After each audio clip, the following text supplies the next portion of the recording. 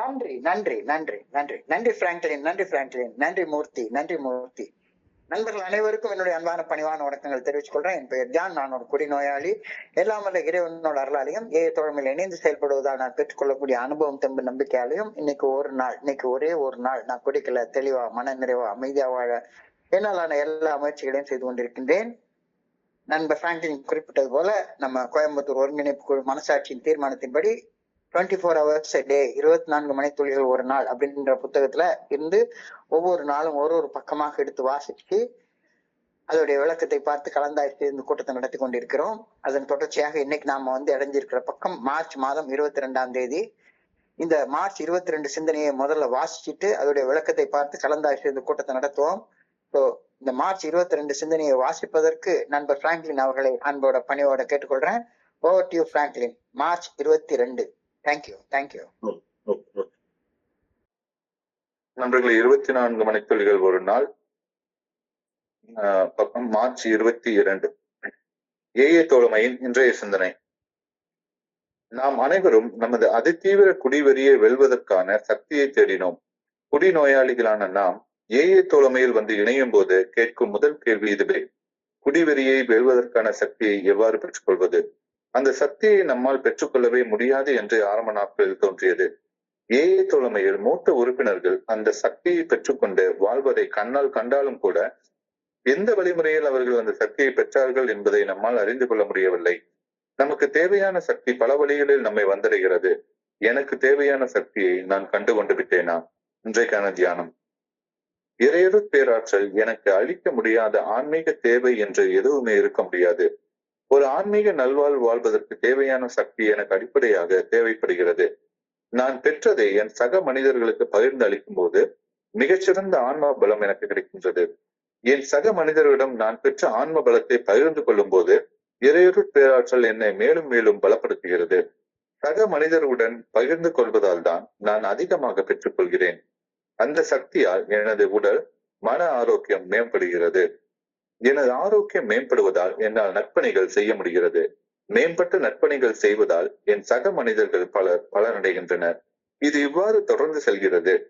எனது ஆன்மீக தேவைகள் தொடர்ந்து நிறைவாக பூர்த்தி அடைந்து கொண்டே இருக்கின்றன. இன்றைக்கான பிரார்த்தனை. என்னுடைய ஒவ்வொரு ஆன்மீக தேவையும் இறையருட் பேராற்றலால் பூர்த்தி செய்யப்பட வேண்டும் என அன்புடன் வேண்டுகிறேன். நான் பெற்றுக்கொண்ட ஆற்றலை என் சக மனிதர்கள் நலனுக்காக பயன்படுத்த வேண்டும் எனவும் பணிவுடன் வேண்டுகிறேன். நன்றி. நன்றி நன்றி நன்றி நன்றி பிராங்க்லின், நன்றி பிராங்க்லின். நண்பர்கள் அனைவருக்கும் மீண்டும் ஒருவர் என்று அன்பான பணிவான வணக்கங்களை தெரிவித்துக் கொள்றேன். என் பெயர் ஜான். நான் ஒரு குடிநோயாளி. எல்லாம் வல்ல இறைவனோட அருளாலையும் தோழமையில் இணைந்து செயல்படுவதால் நான் பெற்றுக்கொள்ளக்கூடிய அனுபவம் தெம்பு நம்பிக்கையாலையும் இன்னைக்கு ஒரே ஒரு நாள் நான் குடிக்கல, தெளிவா மன நிறைவா வாழ என்னாலான எல்லா முயற்சிகளையும் செய்து கொண்டிருக்கின்றேன். என்னுடைய ஸ்பான்சர் நான் பேசிட்டு இருக்க காலத்துல அவர் ஒரு கருத்தை சொல்லுவாரு. யாரு குடிநோயாளி அப்படின்னு சொல்லி கண்டுபிடிக்கிறதுக்கு ரொம்ப ஒரு எளிமையான சோதனை. யார் ஒருத்தர் குடிக்கிறத நிறுத்தணும்னு நினைக்கிறாங்களோ அவங்க நிச்சயமா அந்த குடியால கஷ்டப்பட்டு இருக்காங்கன்னு அர்த்தம். குடியால கஷ்டப்பட்டு இருக்கிறவங்க ஒரு நோயாளி. அந்த நோய்க்கு பேர் குடிநோய். ஸோ நான் என்னுடைய வாழ்க்கையில என்னுடைய குடிநோயில இருந்து, என்னுடைய அந்த அடிக்ஷன்ல இருந்து, செயல் அடிமைத்தனத்துல இருந்து விடுபட்டு ஒரு சுதந்திர மனுஷனாக வாழ நான் எத்தனை வருஷ காலம் நான் போராடிட்டு இருந்தேன் அப்படின்னு எனக்கு மட்டும்தான் தெரியும். ரொம்ப நாளைக்கு முன்னாலே இந்த சனியை முடிஞ்ச சாராயத்தை குடிக்கிறத விட்டுறணும் அப்படின்னு எவ்வளவு போராடி பாக்குறேன். கொஞ்ச நாள் இருக்கேன், மாலை போடுறேன், அதை பண்றேன், இதை பண்றேன், எல்லாம் பண்ணி பாக்குறேன். என்னால முடியவே இல்லை. திரும்ப திரும்ப அந்த சனியை தலைக்கு மேல ஏறி உட்கார்ந்துக்கிட்டு எத்தனை வருஷம் போராடினேன்னு எனக்கு மட்டும்தான் தெரியும். போராடிட்டு தான் இருக்கேன். ஆனா பலன் ஒன்றும் கிடைக்கவே இல்லை. அடிக்ஷன், ஆல்கஹாலிசம் அப்படின்ற ஒரு நோய்க்கு ஒரு வேர் இருக்கு. ஆழமாக வேரூன்றி போயிருக்கிற ஒரு வேர் இருக்கு. அந்த வேரை புடுங்கி எரியலைன்னா செயல் அடிமைத்தனத்துல இருந்து விடுபட வழியே கிடையாது அப்படின்ற கருத்தை என்னுடைய ஸ்பான்சர் சொல்லுவாரு. இன்னைக்கு அந்த சிந்தனையில அந்த கருத்து தான் சொல்லப்பட்டிருக்கிறது. வெறுமனே செயல் செய்யறத மட்டும் விலகி இருந்துட்டு அந்த செயல் செய்ய தூண்டுற அந்த ஆணி வேற புடுங்கி எரியல அப்படின்னு சொன்னா ஏதாச்சும் ஒரு காலகட்டத்துல மறுபடியும் கீழே விழுந்துட்டே தான் இருப்போம். செயல் அடிமைத்தனத்துல இருந்து, குடி நோயில இருந்து, அடிக்ஷன்ல இருந்து விடுபடுறதற்கு வழியே கிடையாது. தோழமையில வந்து இணையற வரைக்கும் அந்த வேர் என் கண்ணுக்கு தெரியவே இல்லை. நான் குடிக்கிறத நிறுத்தணும், செயல் அடிமைத்தனத்தை நிறுத்தணும் அப்படின்னு அந்த செயல் செய்யறது நிறுத்திட்டு, அந்த செயல் செய்ய என்ன தூண்டுகிற அந்த செக்கு மாட்டு சிந்தனை சுழற்சிய எனக்குள்ளார வச்சுக்கிட்டு, அந்த சிந்தனை சுழற்சியோட போராடி கொஞ்சம் கொஞ்சமா செத்துக்கிட்டே இருக்கேன். செயல் செய்யறதுக்கு முன்னாலேயே அந்த சிந்தனை சுழற்சி எனக்குள்ளார வந்துருது. செக்கு மாட்டு சிந்தனை சுழற்சி. அந்த சிந்தனை சுழற்சியில சிக்கிக்கிட்டுதான் நான் சின்ன பின்னம் ஆகிட்டு இருக்கிறேன் அப்படின்ற கருத்து வந்து ஃபெலோஷிப் வந்ததுக்கு அப்புறம் தான் எனக்கு தெரிய வந்துச்சு. அது வரைக்கும் நான் செயல் செய்யறதுக்கு தான் நிறுத்த போராடி இருக்கிறேன் ஒளிஞ்சு, அந்த செயல் செய்ய தூண்டக்கூடிய சிந்தனைகள், மன வெறி பிடிச்ச அந்த சிந்தனைய ஏதாச்சும் ஒண்ணு செய்யணும் அப்படின்ற கோணத்துல சிந்திச்சு பார்த்ததே கிடையாது. செயல் அடிமைத்தனத்தோட வேறு அந்த செக்கு மாட்டு சிந்தனை சுழற்சியில இருக்குது அப்படின்னு தோழமை பரிந்துரைக்கக்கூடிய 12 படிகள் அடங்கி மீட்படையும் செயல் திட்டத்துல செயல்பட ஆரம்பிச்சதுக்கு அப்புறம் தான் எனக்கு தெரியவே வந்தது. வேர் வந்து என்னுடைய மன வெறி பிடிச்ச அந்த சிந்தனை சுழற்சியில இருக்கு. செயலை மாத்திட்டேன், செயல் செய்யறதை விட்டுட்டேன். ஒரு மாலையை தூக்கி போட்டுக்கிறேன், அல்லது ஏதாச்சும் ஒரு கூட்டத்துக்கு உள்ளார வந்து ஒளிஞ்சுக்கிறேன். ஏதாச்சும் ஏதோ ஒரு செயல் செய்யறதை மாத்திக்கிறதுக்கு இன்னொரு செயலை செய்யறேன். ஓகே, ஆனா மனசுக்குள்ளார அந்த செயல் செய்ய தூண்டுற, அந்த அடிக்டிவான செயல் செய்ய தூண்டுகிற, செயல் அடிமையாக செயல் செய்ய தூண்டக்கூடிய அந்த அதிதீவிர மன வெறி குறிச்சு நான் ஒண்ணும் செய்யாம இருந்தா, என்னுடைய மனசு செக்கு மாடு மாதிரி அந்த செயல் அடிமைத்தனமான செயல் செய்யறது குறிச்சு அதை பத்தியே சுத்தி சுத்தி சுத்தி சுத்தி சிந்திச்சுக்கிட்டே இருக்கும். செயல் செய்யல. ஆனா அந்த செயல் செய்யறத ஐயோ விட்டுட்டோமே, எவ்வளவு நாளைக்கு அப்படின்னு என்னுடைய சிந்தனை சுத்திக்கிட்டே இருக்கும்.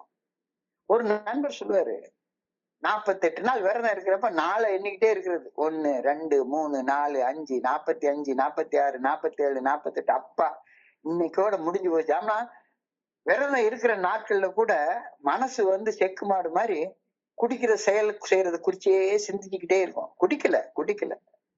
அப்ப குடிக்க தூண்டக்கூடிய அந்த சிந்தனை சுழற்சியில இருந்து விடுபடாம அதையே சிந்திச்சுக்கிட்டே இருக்க. அதுதான் அடிக்ஷனுடைய வேர். அந்த வேற புடுங்கி எரியலைன்னா அடிக்ஷன்ல இருந்து விடுபட்டு சுதந்திரமா வாழ முடியவே முடியாது அப்படின்ற கருத்து வந்து தெள்ள தெளிவாக தெரியுது. குடிக்கல, ஆனா சிந்தனை முழுக்க பாட்டில சுத்தி தான் வந்திருக்கு. குடிக்க செயல் செய்யல. நான் வந்து பஜனை பாட்டு பாடுறேன், விரதம் இருந்துட்டு பாட்டு பாடுற நேரம் முழுக்க சிந்தனை வந்து குடிக்காம இருந்தாலும் குடிக்கிற செயல் செய்யறது சுத்தியே வந்துகிட்டே இருக்குது. இப்போ செயல் அடிமையாக செயல்படுறதுல இருந்து ஒரு வகையான கட்டாயத்தின் அடிப்படையில் விலகி இருந்தாலும் கூட சிந்தனை அந்த செயல் அடிமைத்தனத்தை சுத்தி வந்துச்சுன்னா வாழ்க்கையே நரகத்துல வாழ்றது போல தோணும் அப்படின்ற கருத்தை இன்னைக்கு நம்ம சிந்தனைக்காக முன் வைக்கிறாங்க. அதாவது குடிக்கிறத விட மோசமான ஒரு நிலை செக்கு மாட்டு சிந்தனை சுழற்சி. உள்ளுக்குள்ளார அதே சிந்தனை வந்து எந்த செயல் அடிமைத்தனத்தை சுத்தி வருதோ அதே செயல் அடிமைத்தனம். ஒரு பெண் கிட்ட நான் தப்பு செய்யல.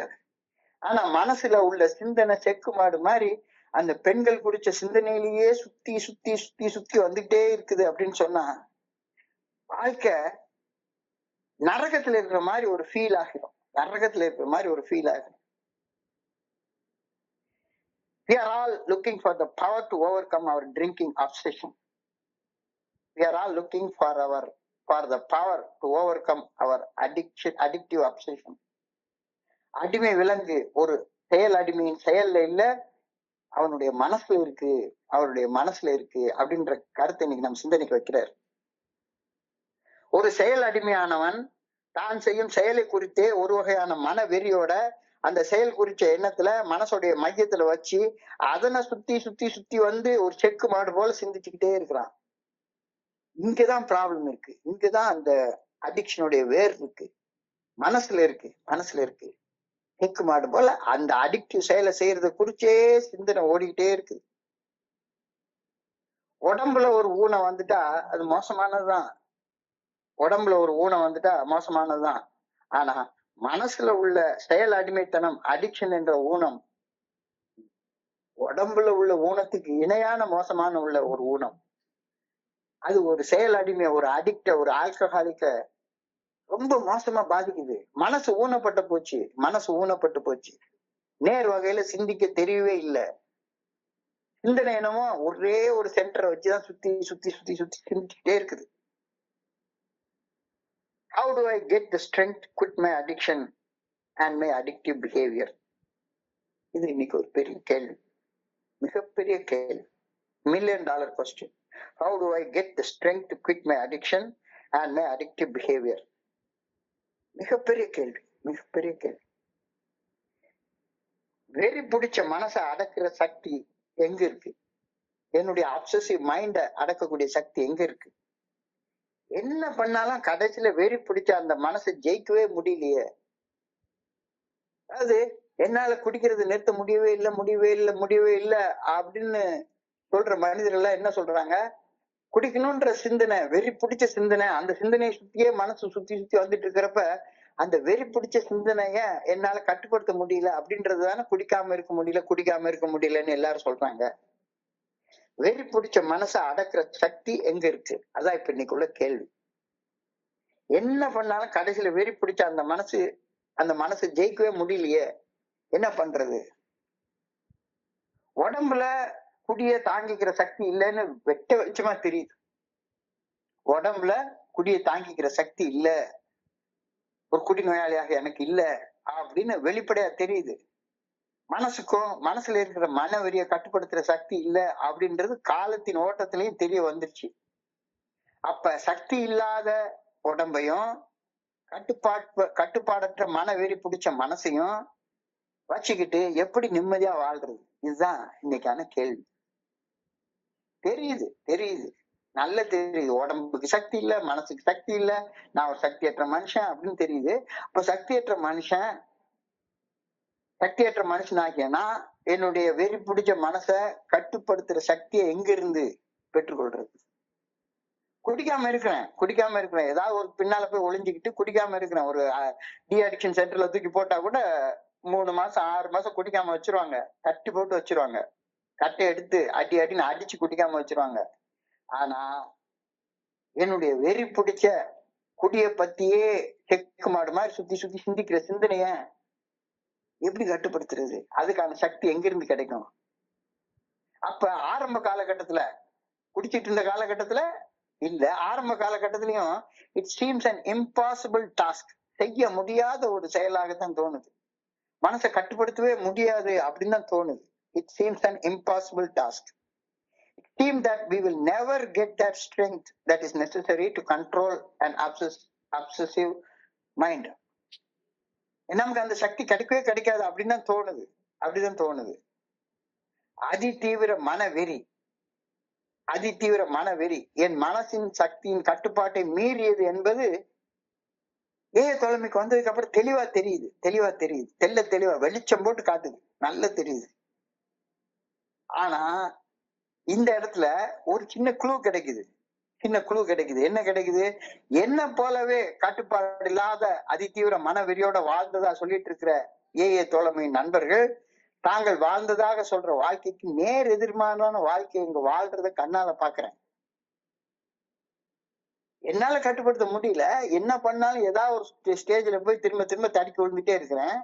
ஆனா இங்க ஒரு பெரிய நண்பர்கள் கூட்டம் வந்து என்ன போலவே வாழ்ந்த அந்த நண்பர்கள், என்ன மாதிரியே வெறி பிடிச்ச சிந்தனை பிடிச்ச செக்குமாட்டு சிந்தனை உள்ள மனிதர்கள் இன்னைக்கு அந்த சிந்தனைய கடந்து ஒரு நல்ல வாழ்க்கை வாழ்றத கண்ணால பாக்குறேன், கண்ணுக்கு எதிரால பாக்குறேன். அவங்களால முடியாதோ அப்படின்னு தோணக்கூடிய ஒண்ண முடிச்சு காட்ட முடியும்னா அப்ப நிச்சயமா என்னாலையும் அத முடிச்சு காட்ட முடியும் தானே. இந்த நம்பிக்கை ஃபெல்லோஷிப்ல வந்தப்ப எனக்கு வந்தது. என்ன மாதிரியே வாழ்ந்ததா சொல்லிக்கிற மக்கள், அதே சாக்கடையில வாழ்ந்துட்டு இருந்த மக்கள் இன்னைக்கு வந்து இத்தனை வருஷ காலம் நான் குடிக்காம தெளிவா வாழ்றேன்னு சொல்றப்ப அவங்களால முடியும்னா என்னாலே முடியும் அப்படின்ற நம்பிக்கை எனக்கு வந்துச்சு. எனக்கு ஏஏ தோழமையில பிடிச்சதே ஏஏ தோழமையின் பொது தொடர்பு கொள்கை. அந்த பொது தொடர்பு கொள்கை இங்க மட்டும்தான் இதை செய்ய அதை செய்ய அப்படின்னு சொல்றதே கிடையாது. நாங்க செஞ்சோம் நல்லா இருக்கோம், நீயும் செஞ்சா நல்லா இருக்கலாம். அப்படிதான் இங்க உள்ள பப்ளிக் ரிலேஷன்ஸ் பாலிசி வந்து அப்படித்தான் இருக்குது. Very attractive public relation policy. யாருமே தங்களை விளம்பரப்படுத்திக்கவே இல்லை. நாசமா வாழ்ந்துட்டு இருந்த நாங்க இன்னைக்கு இதை செஞ்சோம் நல்லா வாழ்றோம் அப்படின்னு மட்டும்தான் சொல்றாங்க. அப்படிதான் மட்டும்தான் சொல்றாங்க. நாங்க இதை செஞ்சோம் நல்லா இருக்கோம், நீயும் இதை செஞ்சா நல்லா இருக்கலாம் அப்படின்னு பகிர்ந்து கொள்றாங்க. நமது பொது தொடர்பு கொள்கை எடுத்துக்காட்டு மூலம் இருக்க வேண்டுமே தவிர விளம்பரங்களால் அல்ல என்ற ஏஏ தோழமையின் அந்த 11வது கோட்பாடு ஏஏ தோழமையில வாழ்த்து காட்டப்பட்டாக வேண்டும் அப்படிங்கிறது புரிய வந்து. இங்க வந்து வெறுமன வாய் பேச்சு கிடையாது, எல்லாமே செயல்ல தான் இருக்கு அப்படின்றது புரிய வருது. We see older members who have found the power we are looking for. எனக்கு இல்லவே இல்லாத சக்தி அவங்களுக்கு எங்கிருந்தோ கிடைச்சிருக்கு. அதனாலதான் அவங்க இத்தனை வருஷ காலம் சோபரா இருக்காங்க, தெளிவோட இருக்காங்க, சந்தோஷமா இருக்காங்க, ஆனந்தமா இருக்காங்க, நிம்மதியா இருக்காங்க. என்ன போலவே கஷ்டப்பட்ட ஒரு குடி நோயாளி இன்னைக்கு என் கண்ணு முன்னாலேயே வாழ்றத பாக்குறப்ப எனக்கு நம்பிக்கை வருது. அந்த மனுஷங்கிட்ட இருக்கிறது எனக்கும் வேணும் அப்படின்னு தோணுது. அவங்க வாழ்ற வாழ்க்கை எனக்கும் வேணும்னா அவங்க என்ன செஞ்சாங்களோ அதை நானும் செஞ்சாகணும் தானே. 1939 கடைசியில ஆல்கஹாலிக்ஸ் அனானிமஸ் என்ற நம்முடைய பெரிய புத்தகம் பதிப்பிக்கப்பட்டது. முத 5 வருஷங்கள் நம்மளுடைய ஃபெல்லோஷிப்புக்கு பேரே இல்ல. புத்தகத்துக்கு தான் பேர் வச்சாங்க, ஆல்கஹாலிக்ஸ் அனானிமஸ். அந்த புத்தகத்துடைய பேர் தான் நம்முடைய ஃபெல்லோஷிப் பேராக மாறிச்சு. அந்த புத்தகம் வந்து ஏஏ தோழமையில வந்து இணைஞ்ச முதல் 100 குடிநோயாளிகள் அவங்க வாழ்க்கையில மாற்றத்தை கொண்டு வந்து வாழ என்ன பண்ணினாங்க அப்படின்ற அந்த ப்ராசஸ, அந்த ப்ரோக்ராம சாதாரண குடிநோயாளியாக எனக்கும் புரியும்படி தெளிவா அந்த பெரிய புத்தகத்துல எழுதி வச்சிருக்காங்க. அந்த புத்தகம் முழுக்கையுமே 12 படிகள் அடங்கிய மீட்படையும் செயல் திட்டத்தை குறிச்சுதான் எழுதப்பட்டிருக்கிறது. 12 படிகள் அடங்கிய மீட்படையும் செயல் திட்டத்தை பெரிய புத்தகத்துல பரிந்துரைக்கு முன் எழுதப்பட்ட வார்த்தைகள் என்ன வார்த்தைகள் படிச்சு பார்க்கிறேன். இதோ நாங்கள் பின்பற்றிய வழிமுறைகள். These are the steps we took which are suggested as a program of recovery. எவ்வளவு தெளிவான வார்த்தைகள் பாருங்க. These are the steps we took which are suggested as a program of recovery. இதோ நாங்கள் பின்பற்றிய வழிமுறைகள், இந்த வழிமுறைகளை தொகுத்து நீங்களும் நலமடைந்து வாழ ஒரு செயல் திட்டமாக உங்களுக்கு தொகுத்து கொடுத்துள்ளோம். முதல் 100 குடிநோயாளிகளும் தங்கள் வாழ்க்கையில் மாற்றம் கொண்டு வந்த அந்த செயல்களை தொகுத்து ஒரு செயல் திட்டமாக பரிந்துரை பண்ணிருக்காங்க. சக்தி எங்கிருந்து கிடைக்குது அப்படின்றத தெளிவா சொல்லியிருக்காங்க. நாங்க இந்த செயல் திட்டத்தை பின்பற்றினோம், எங்களுக்கு சக்தி கிடைக்குது, நீயும் பின்பற்றினா உனக்கு சக்தி கிடைக்கும் அப்படின்னு சொல்லி தெளிவாக, எளிமையாக, ரொம்ப அழகாக தொகுத்து எழுதியிருக்காங்க. முதல் 100 குடிநோயாளிகளும் தாங்கள் வாழ்க்கையில் மாற்றம் கொண்டு வந்த செயல்களை தொகுத்து ஒரு செயல் திட்டமாக பரிந்துரை செய்கிறார்கள். எங்க பெரிய புத்தகத்துல These are the steps we took which are suggested as a program of recovery. இதோ நாங்கள் பின்பற்றிய வழிமுறைகள், இந்த வழிமுறைகளை தொகுத்து ஒரு 12 படிகள் அடங்கிய மீட்படையும் செயல் திட்டமாக உங்களுக்கு தொகுத்து வழங்கியுள்ளோம் அப்படின்னு சொல்லிட்டு 1, 2, 3, 4ன்னு அந்த செயல் திட்டத்தை நமக்கு பரிந்துரை செய்யறாங்க. 12 படிகள் அடங்கிய மீட்படையும் செயல் திட்டம் குடிநோயாளிகளுக்கு வழங்கப்பட்ட அறிவுரை இல்ல, ஆலோசனை இல்ல. முடியவே முடியாது என்று தோன்றியதை முடித்து காட்டிய வாழ்க்கை அனுபவங்களை 12 படிகள் அடங்கிய மீட்படையும் செயல் திட்டமாக தொகுத்து கொடுத்திருக்கிறாங்க. முடியவே முடியாது, இந்த குடி வெறிய மீண்டு வர முடியவே முடியாது, குடிச்சு சாகிறது தவிர ஒரு வழியே கிடையாது அப்படின்னு முடியவே முடியாதுன்னு தோணுனத முடிச்சு காட்டிய வாழ்க்கை அனுபவங்களை தொகுத்து எடுத்தா அந்த அனுபவங்கள் தான் 12 படிகள் அடங்கிய மீட்படையும் செயல் திட்டம் அப்படின்னு. These are the steps we took. இதோ நாங்கள் பின்பற்றிய வழிமுறைகள். எனக்கும் இப்ப முடியவே முடியாதுன்னு தோன்றத வாழ்க்கையாக வாழ்ந்து காட்ட அந்த முன்னோடிகள் சென்ற அந்த பாதையில நானும் பயணிக்கணும் தானே. தெளிவாக சொல்றாங்க தானே, these are the steps we took. உனக்கு வேணும்னா நீ இந்த வழிமுறையை பின்பற்றலாம் அப்படின்னு சொல்றாங்க. செயல் அடிமையாக வாழ வைக்கும் அந்த அதிதீவிர மனவெறி, மென்டல் அப்சஷனை, அந்த அப்சஷன் கரைந்து மறைய நான் பின்பற்றி நடக்க வேண்டிய பாதை வகுத்து தரப்பட்டு விட்டது. அழகா பெரிய புத்தகத்துல தெளிவா எழுதி கொடுத்துட்டாங்க. பாதைய போட்டு வச்சுட்டாங்க. பாதையில நடக்க வேண்டியது என்னுடைய பொறுப்பு. பாதை சொல்லியாச்சு, சக்தி கிடைக்கிறதுக்கான வழி சொல்லப்பட்டு விட்டது. அந்த வழியில நடந்து போய் சக்தியை பெற்றுக்கொள்றது இப்ப என்னுடைய வேலை. பாதை வகுத்த பின்பு பயந்தென்ன லாபம், அதில் பயணம் நடத்திவிடு மறைந்திடும் பாவம். ரொம்ப எளிமையான அழகான வரிகள். பாதை வகுத்த பின்பு பயந்தென்ன லாபம், அதில் பயணம் நடத்திவிடு மறைந்திடும் பாவம், மறைந்திடும் சோகம், மறைந்திடும் குற்ற உணர்ச்சி, மறைந்திடும் கவலை. ஒண்ணு இருக்காது. ஆனா அந்த பாதையில பயணிக்காம என்னுடைய குற்ற உணர்ச்சியை போக்க முடியாது, கவலையை போக்க முடியாது, பாவத்தை தீர்க்க முடியாது. தெளிவாக சொல்லியிருக்குது. நான் அந்த அப்சஷனை உடத்தெறிகிறதுக்கு தேவைப்படக்கூடிய ஆற்றல், அந்த சக்தி எங்க இருக்குது அப்படின்னா 12 படிகள் அடங்கிய மீட்படையும் செயல் திட்டத்துல இருக்குது. அந்த திட்டத்தை வாழ்க்கையாக வாழ்ந்தா இருக்குது. வகுத்து வைத்துள்ள பாதையில நான் நடக்கலைன்னா குற்ற உணர்ச்சி போகாது. அந்த குற்ற உணர்ச்சி உருவாக்கக்கூடிய ஆழமான வருத்தம், அதை ரிமோர்ஸ் அப்படின்னு சொல்றாங்க. அவமான உணர்ச்சி அது போகாது. ஊழ்வினை தீராது. கவலை, ஆங்ஸைட்டி போகவே போகாது. பாதையில நடந்தா தான் அந்த சக்தி கிடைக்கும். செயல் அடிமைத்தனத்தை உடைச்சி எறியக்கூடிய சக்தி வகுத்து வச்ச பாதையில பயணிச்சாதான் நமக்கு கிடைக்கும். வகுத்து வச்ச பாதையில பயணம் பண்ணிட்டா மறைந்திடும் பாவம். பாதை வகுத்த பின்பு பயந்த நிலாவும், அதில் பயணம் நடத்தி விடு, உனக்கு எல்லா சக்தியும் கிடைக்கும். பாவமே இருக்காது. ஸோ எனக்கு என் ஸ்பான்சர் அவர் அனுபவத்தை சொல்லலாம்.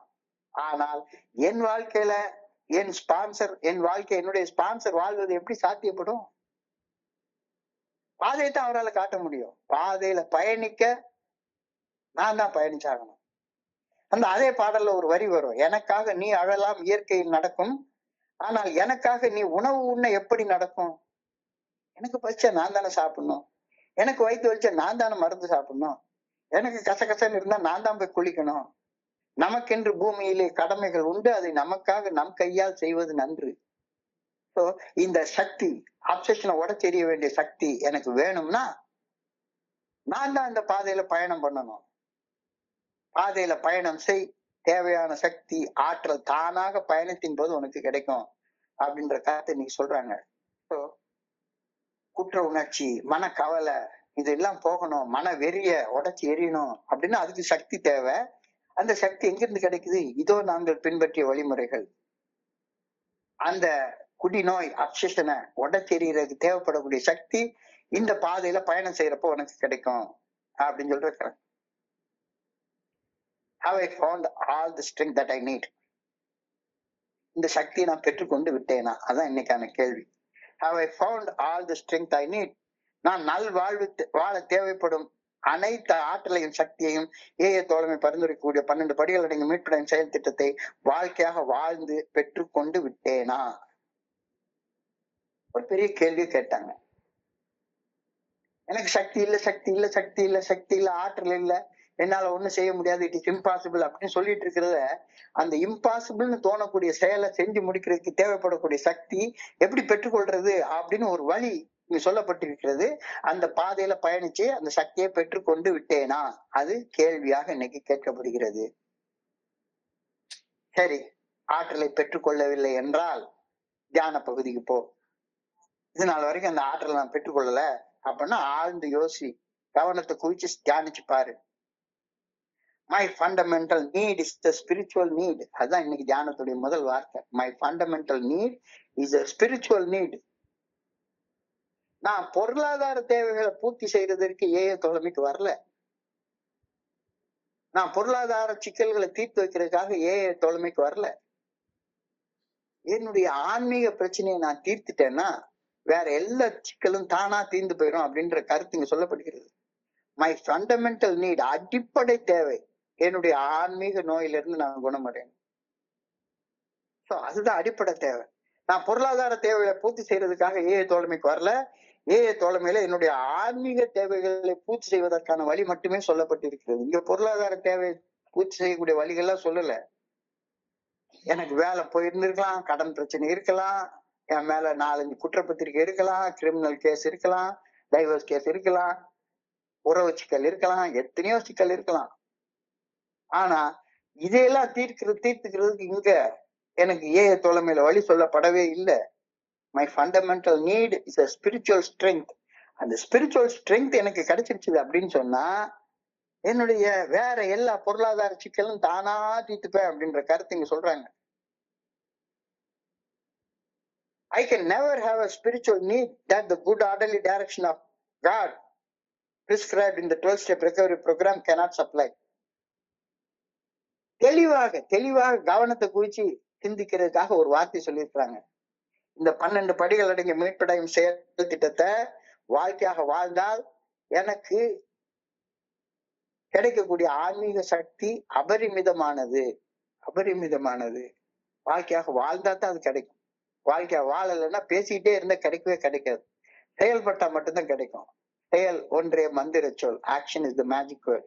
இந்த 12 படிகள் நீங்க மீட்படையும் செயல் திட்டத்தை வாழ்க்கையாக வாழ்ற அந்த செயலை செய்யற நேரத்துல இந்த செயல் திட்டம் கொடுக்காத ஆன்மீக சக்தின்னு ஒண்ணு கிடையவே கிடையாது. தெளிவாக கவனத்தை குவிச்சு சிந்தனை செய்ய பரிந்துரைக்கப்படுகிறேன். ஏஐ தோழமை பரிந்துரைக்கக்கூடிய 12 படிகள் அடங்கிய மீட்படையும் செயல் திட்டத்தால் எனக்கு கிடைக்காத ஆன்மீக தேவை என்று ஒன்று இருக்கவே முடியாது. இத கவனத்தை குவிச்சு ஆழமாக சிந்திச்சு பாரு. இதோ நாங்கள் பின்பற்றிய வழிமுறைகள்னு சொல்லிட்டாங்கல்ல. அப்ப ஏன் எனக்கு சக்தி கிடைக்கல? நான் அந்த பாதையில பயணிக்க முயற்சி பண்ணாதாலதான் எனக்கு கிடைக்கல. பயணிச்சா கண்டிப்பா கிடைச்சிரும். சோ என்னுடைய மனதின் பழுதுகளை நீக்கி கொண்டு அந்த பழுது நீக்க அனுபவங்களை கஷ்டப்படும் என் சக மனிதர்களுக்கு பணிந்து பகிர்ந்து பணி செய்யும் போது என்னுடைய ஆன்மீக தேவைகள் முழுமையாக பூர்த்தி அடைய ஆரம்பிக்கின்றது. The best spiritual supply is received by me when I pass on my experience, strength and hope to my fellow alcoholics. இது இன்னைக்கு தியான பகுதியில் எழுதப்பட்டிருக்கிற ஒரு வார்த்தை. The best spiritual supply is received by me when I pass on my experience, strength and hope to my fellow alcoholics. அப்போ எக்ஸ்பீரியன்ஸ்னா என்ன? என்னுடைய பழுதுகளை நீக்கி கொண்ட அனுபவங்கள், அவமானத்தை நீக்கி கொண்ட அனுபவங்கள், என்னுடைய குற்ற உணர்ச்சி நீக்கி கொண்ட அனுபவங்கள், என்னுடைய கவலைகளை நீக்கி கொண்ட அனுபவங்கள். கவலைப்பட்ட அனுபவம் இல்ல, அவமானப்பட்ட அனுபவம் இல்ல. என்னுடைய கவலைய, என்னுடைய அவமானத்தை, என்னுடைய உள்ளுக்குள்ளார இருந்த குணக்கோளாறுகளை, பழுதுகளை நீக்கம் செய்து கொண்டு அந்த பழுது நீக்க அனுபவங்களை கஷ்டப்படுற என் சக குடிநோயாளிகளுக்கு பணிவோட ஹம்பிளாக பகிர்ந்து பணி செய்யும் போது எனக்கு அந்த ஸ்பிரிச்சுவல் ஸ்ட்ரென்த் கிடைக்குது அப்படின்ற கருத்து சொல்றாரு. இப்ப பல வருட காலமாக நண்பர்கள் ஏன் கேக்குறாங்க, இதுல நீங்க ஏன் இவ்வளவு கரெக்டா 9 மணிக்கு இதை செஞ்சிட்டு இருக்கீங்க அப்படின்னா, எனக்கு இதுல கிடைக்கக்கூடிய ஸ்பிரிச்சுவல் ஸ்ட்ரென்த் அபரிமிதமானது. சோ வெறுமனே நான் இந்த புத்தகத்தை மட்டும் படிச்சுட்டு மட்டும் பேசினா எனக்கு இது வரவே வராது.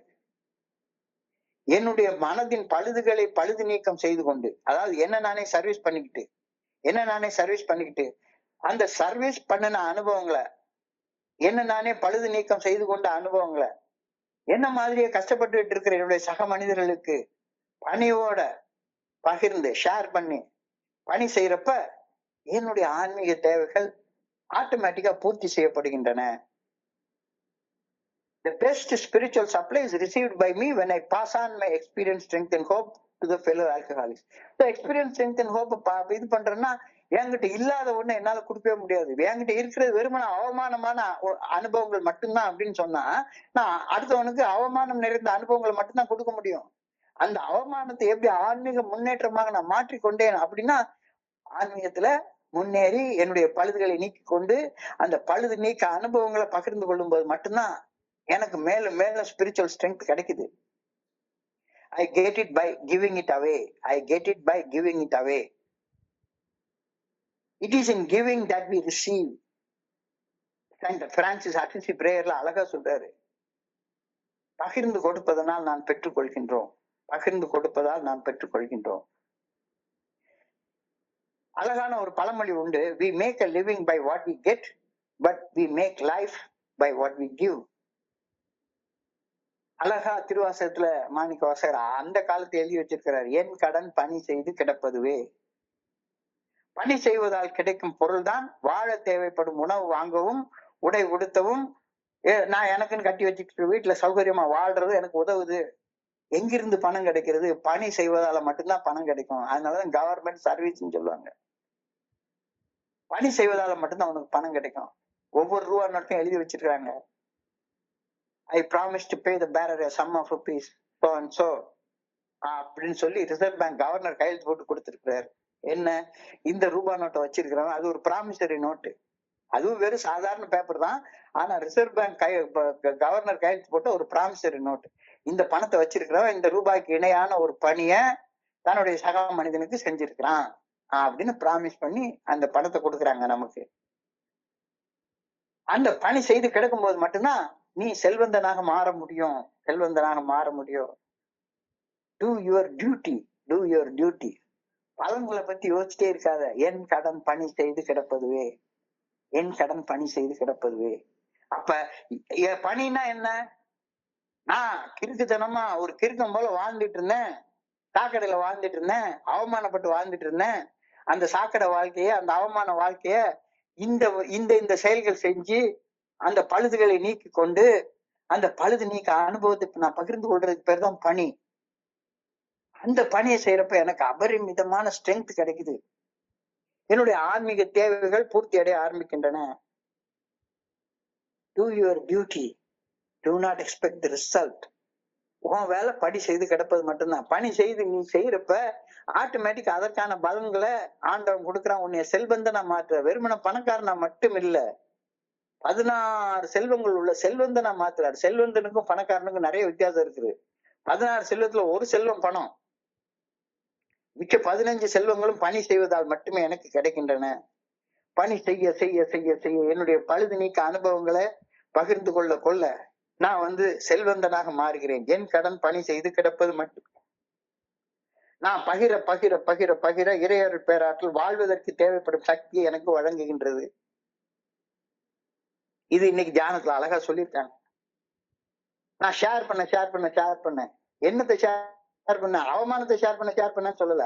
அவமானத்தை ஆன்மீக முன்னேற்றமாக நான் எப்படி மாத்திட்டேன் அப்படின்ற அனுபவத்தை ஷேர் பண்ண எனக்கு வாழ்வதற்கு தேவைப்படும் ஆற்றல், வாழ்வதற்கு தேவைப்படும் சக்தி எனக்கு மேலும் மேலும் கொடுக்கப்பட்டு கொண்டே இருக்கிறது. God gives your strength as you pass it on to another person.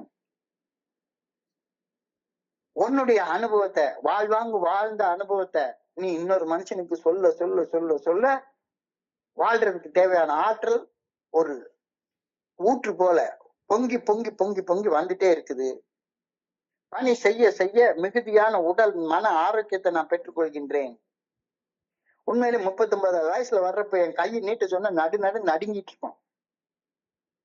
என்னால 4 வார்த்தை தொடர்ச்சியாக பேச வராது. எப்படா பேசுறது அப்படின்னு ஒரு மலைப்பா இருக்கும். ஆனா இப்ப நான் இந்த இடத்துல பகிர பணி செய்ய என்னுடைய உடல் மன ஆரோக்கியங்கள் மேம்பாடு அடைகின்றன. உடல் மனம் மேம்பாடு அடைகிற நேரத்துல உடல் மன ஆரோக்கியம் மேம்பாடு அடைய என்னால மேலும் மேலும் பணி செய்ய முடிகின்றது. என்னுடைய பணியால நண்பர்களை என்பால ஈர்க்க முடிகின்றது. இந்த ஃபெலோஷிப்பும் பலன் அடைய ஆரம்பிக்குது. நானும் பலன் அடைகிறேன். இதைத்தான் பில்டபிள்யூல ஆரம்பிச்சு இன்னைக்கு வரைக்கும் நம்ம எல்லாருமே செஞ்சுக்கிட்டே இருக்கிறோம். God gives you strength as you pass it on to another person. என்ன நடக்குதுங்க? நான் பணி செய்ய என்னுடைய உடம்பு ஆரோக்கியமாகுது, மனசு ஆரோக்கியமாகுது, ஆரோக்கியத்தை பெறுகின்றேன். ஆரோக்கியத்தை பெறுறப்ப மேலும் தீவிரமாக பணி செய்யக்கூடிய ஆற்றல் சக்தி எனக்கு கிடைக்குது. நான் பணி செய்ய என்னுடைய வாழ்க்கை மேம்பாடு அடைகின்றது. என்னை சுத்தி ஒரு தோழமை வளர்கின்றது. நான் இன்னும் நல்லா இருக்க ஆரம்பிக்கிறேன். அதான் இன்னைக்கு எழுதுறாரு தியானத்துல, the strength means increased health. The strength means increased health. Increased health means increased good service. இந்த increase service means more people are helped. And so it goes on and on and on and on.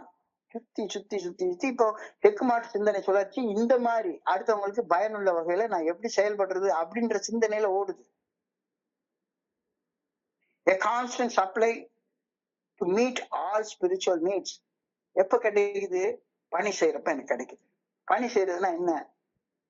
என்னுடைய அனுபவங்களை பகிர்ந்து கொள்வதுதான் பணி. என்கிட்ட இல்லாத ஒண்ண பகிர்றது பணி இல்ல. என்கிட்ட இருக்கிறது வெறுமன அவமான அனுபவங்கள் மட்டும்தான்னா அந்த அவமான அனுபவங்களை ஆன்மீக முன்னேற்றமாக நான் மாத்தி கொள்ளலைன்னா என்னால பணி செய்யவே முடியாது. அப்ப உன்னுடைய பழுதுகளை நீக்கி கொண்டு அந்த பழுது நீக்க அனுபவங்களை பகிர்ந்து கொடுக்கும் போது நீ வாழ்வதற்கு தேவையான சக்தி ஆற்றலை நீ பெற்றுக் கொள்கின்றாய். ஏன்னா பணி செய்யும் போது உன்னுடைய உடல் மனம் ஆரோக்கியம் மேம்பட ஆரம்பிக்கின்றது. உடல் மனம் ஆரோக்கியம் மேம்பட நீ இன்னும் கொஞ்சம் மிகுதியாக பணி செய்யக்கூடிய ஆற்றல் உனக்கு கிடைக்குது. மிகுதியாக பணி செய்ய செய்ய செய்ய இன்னும் நீயும் பலனடைய ஆரம்பிக்கிற. உன்னை சுத்தி ஒரு ஃபெலோஷிப் வளர ஆரம்பிக்குது. அந்த ஃபெலோஷிப்ல நம்ம எல்லாரும் ஆனந்தமாக வாழ ஆரம்பிக்கின்றோம். This goes on and on and on. A constant supply to meet all my spiritual needs is got when I serve. என்னுடைய அந்த சர்வீஸ் மூலமாக நான் இதை பெற்றுக்கொள்கின்றேன் அப்படின்ற கருத்தை நீ சொல்ற. I pray that my every spiritual need will be supplied by the good orderly direction of God. அப்போ இறைவன் எனக்கு காட்டிய அந்த பாதையில வகுத்து வச்சிருக்கிற பாதை, அந்த பாதை தான் 12 படிகள் அடங்கிய மீட்படையும் செயல் திட்டம், குட் ஆர்டர்லி டைரக்ஷன். அந்த குட் ஆர்டர்லி டைரக்ஷன்ல நான் பயணிச்சு போக போக போக போக எனக்கு தேவைப்படக்கூடிய ஆன்மீக ஆற்றல், ஆன்மீக சக்தி சப்ளை பண்ணப்பட்டு கொண்டே இருக்கும். அது நிக்கவே நிக்காது. ஏன்னா காடோடைய ஆற்றலுக்கு அல்மைட்டி பவர், அதுக்கு அளவே கிடையாது, எல்லையே கிடையாது. I pray that I may use the power to help others. பிறருக்கு பணி செய்ய என்னுடைய வாழ்க்கை நோக்கத்தை பூர்த்தி செய்ய, நான் பிறவி எடுத்த அந்த நோக்கத்தை பூர்த்தி செய்வதற்கு தேவைப்படக்கூடிய சக்திய ஆண்டவன்கிட்ட இருந்து பெற்றுக்கொண்டு அதை செஞ்சு கொண்டே இருக்க எனக்கு வாய்ப்பு கொடுக்குமாறு ஆண்டவனை கேட்கிறாருன்னு சொல்ற. ரொம்ப ஒரு ஆழமான அழகான சிந்தனை.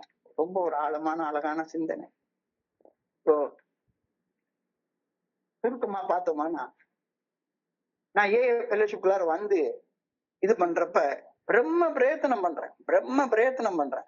எப்படியாச்சும் என்னுடைய அடிக்ஷன்ல இருந்து வெளியே வந்துடணும் அப்படின்னு என்னென்னமோ பண்ணி பாக்குறேன். மாலையை போட்டு பாக்குறேன், அங்க போய் பாக்குறேன், இந்த ட்ரீட்மெண்ட் சென்டருக்கு போறேன், அந்த ட்ரீட்மெண்ட் சென்டருக்கு போனேன், விபாசனாக்கு போறேன், ஆர்ட் ஆஃப் லிவிங்க்கு போறேன், பிரம்மகுமாரிகிட்ட போறேன், அறிவு திருக்கோயிலுக்கு போறேன், அங்க போறேன், இங்க போறேன், எல்லாம் செய்யறேன்.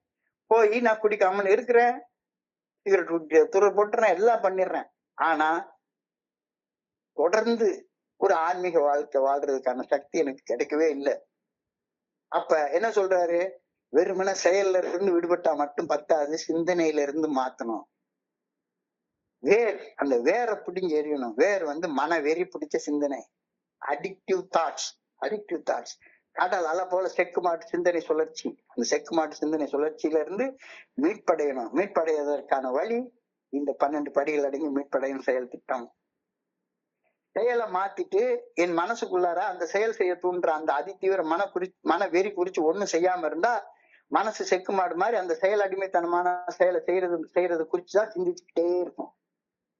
அதனாலதான் எதுக்கிட 48 நாள் விரதம் போட்டுட்டு மாலையை கலட்டின உடனே திரும்ப போய் அப்படியே அதே இடத்துக்கு ஏன் போறான்? ஏன்னா அந்த செக்கு மாட்டு சிந்தனை சுழற்சியை பத்தி ஒண்ணுமே செய்யல, குடிக்கல. ஆனா என்னுடைய சிந்தனை பாட்டில சுத்தியே வந்துட்டே இருக்கு. ட்ரீட்மெண்ட் சென்டர்ல அடைச்சு போட்டு வச்சிருக்காங்க. காலையில 4 மணில இருந்து ராத்திரி 9 மணி வரைக்கும் என்னென்னமோ சொல்றாங்க. யோகா செய்ய சொல்றாங்க, அது செய்ய சொல்றாங்க, இது செய்ய சொல்றாங்க, எல்லாம் செய்யறேன். ஆனா சிந்தனை மட்டுமே செக்கு மாடு மாதிரி என்னுடைய செயலடிமைத்தனமான செயல்களை மட்டுமே சிந்திச்சுட்டு இருக்கிறது. அந்த செக்கு மாட்டு சிந்தனையை உடைக்கிறதுக்கான சக்தி எங்கிருந்து கிடைக்கும்? உடம்புல உள்ள ஊனத்தை விட ரொம்ப மோசமான ஊனம் இந்த செக்கு மாட்டு சிந்தனை. How do I get the strength to quit my addiction and my addictive behavior? வெறி பிடிச்ச மனசை அடக்குற சக்தி எங்க இருக்கு? It seems impossible. இந்த சக்தி எனக்கு கிடைக்கவே கிடைக்காது அப்படின்னு தோணுது. ஆனா ஃபெலோஷிப்குள்ளார வந்தப்ப என்ன மாதிரியே வாழ்ந்த மனிதர்கள் அந்த சக்தியை பெற்றுக்கொண்டு இன்னைக்கு வாழ்றதை நான் பாக்குறேன். அப்ப அவங்களுக்கு உள்ளது எனக்கு வேணும் அப்படின்ற அந்த இயல்பான ஆசை வருது. அவங்களுக்கு உள்ளது எனக்கு வேணும் அப்படின்னா அவங்க என்ன செஞ்சாங்களோ அதை நான் செய்யணும். அவங்க என்ன செஞ்சாங்க? இதோ நாங்கள் பின்பற்றிய வழிமுறைகள். உன்னுடைய செயல் அடிமைத்தனத்துல இருந்து, உன்னுடைய அடிக்ஷன்ல இருந்து, உன்னுடைய குடி நோயிலிருந்து மீண்டு வர நீயும் இந்த வழியை பின்பற்றலாம். எனக்கு ஒரு பாதையை வகுத்து காட்டுறாங்க. அந்த பாதையில பயணம் செய்யறதுனால மட்டும்தான் என்னுடைய எல்லா குற்ற உணர்ச்சிகளும் மறைஞ்சு போகும், கவலைகளும் மறைஞ்சு போகும், வாழ்றதுக்கான சக்தி எனக்கு கிடைக்கும். வாழ்றதுக்கான சக்தி எங்க இருக்கு? வகுத்து வச்ச பாதையில பயணிக்கிறதுனால கிடைக்குது. வகுத்து வச்சுக்கிற பாதையில பயணம் பண்ணிட்டா குற்ற உணர்ச்சி கிடையாது, கவலை கிடையாது, ஆற்றல் நிறைந்த வாழ்க்கை வாழ முடியும். பாதையில பயணம் செய், தேவையான சக்தி தானாக பயணத்தின் போது கிடைக்கும். அந்த சக்தியை நீ பெற்றுக்கொண்டு விட்டாயா? Have you found all the strength you need? நல்வாழ்வு வாழ தேவைப்படும் அனைத்து ஆற்றலையும் சக்தியையும் தோழமை பரிந்துரைக்கக்கூடிய 12 படிகளை நீங்க மீட்பையும் செயல் திட்டத்தை வாழ்க்கையாக வாழ்ந்து பெற்றுக்கொண்டு விட்டாயா? பெற்றுக்கொள்ளவில்லை என்றால் தியானத்துக்கு போ. தியானம் என்ன சொல்லுது? உனக்கு தேவை பொருளாதார முன்னேற்றம் என்பதை விட ஆன்மீக முன்னேற்றம் தான் முதல்ல. நேற்றுக்கு சொன்ன அதே கருத்து தான். வண்டிய வச்சு குதிரையை இழுக்க முயற்சி பண்றது நிறுத்து. குதிரையை வச்சு வண்டியை இழு. உன்னுடைய ஆன்மீக சக்தியை மேம்படுத்து. ஆட்டோமேட்டிக்கா வண்டி உன் பின்னால வரும். The best spiritual supply is received by me when I pass on my experience, strength and hope to the fellow alcoholics. என்னுடைய மனசின் பழுது நீக்கம் செய்து கொண்டு அந்த பழுது நீக்க அனுபவங்களை கஷ்டப்படும் என் சக மனிதர்களுக்கு பணிந்து பகிர்ந்து பணி செய்யும் போது எனக்கு அந்த ஆன்மீக சக்தி கிடைக்குது. அந்த சக்தி பூர்த்தி அடைய ஆரம்பிக்குது. So we make a living by what we get, but we make life by what we give. என்னுடைய அனுபவத்தை பகிரதான் வாழ்க்கையவே என்னால கட்டி எழுப்ப முடியுது. வாழ்றதுக்கான சக்தி அந்த பகிர்தல்ல தான் கிடைக்குது. அப்ப பகிர்தல்னா எதை பகிரணும்? என்னுடைய அசிங்கத்தை, என்னுடைய அவமானத்தை, என்னுடைய குற்ற உணர்ச்சியை, என்னுடைய கவலைகளை எல்லாம் ஆன்மீக முன்னேற்றமாக நான் எப்படி மாற்றி அமைச்சேன் அப்படின்ற அனுபவத்தை பகிர்ந்து கொள்றப்ப எனக்கு சக்தி கிடைக்குது. சக்தி எப்படி கிடைக்குது? பகிர நான் எதையோ ஒண்ணு செஞ்சுட்டு பகிர ஆரம்பிக்கிறேன். அந்த செயல்னால என்னுடைய உடல் ஆரோக்கியமாகுது, மனசு ஆரோக்கியமாகுது. உடல் மன ஆரோக்கியம் வர்றதுனால மேலும் பணி செய்ய முடியுது. மேலும் பணி செய்ய முடியறப்ப என்னுடைய சக மனிதர்கள் என்னால பலன் அடைய ஆரம்பிக்கிறாங்க. அவங்களுடைய பலன் எனக்கு ஆற்றலாக திரும்பி கிடைக்குது. மேலும் நான் பணி செய்ய முடிகிறது. என்னால பலன் அடைய முடியுது. அழகா எழுதிக்க. The strength means increased health. Increased health means increased good service. Increased service means more people are helped. And so this process goes on and on and on. A constant supply to meet all my spiritual needs. A constant supply. I pray that my spiritual needs shall be satisfied. I pray that my spiritual need shall be supplied by the good orderly direction of God.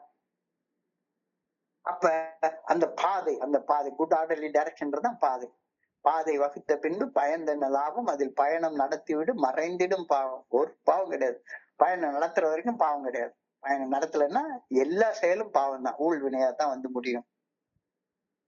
I pray that I may use the power to help others.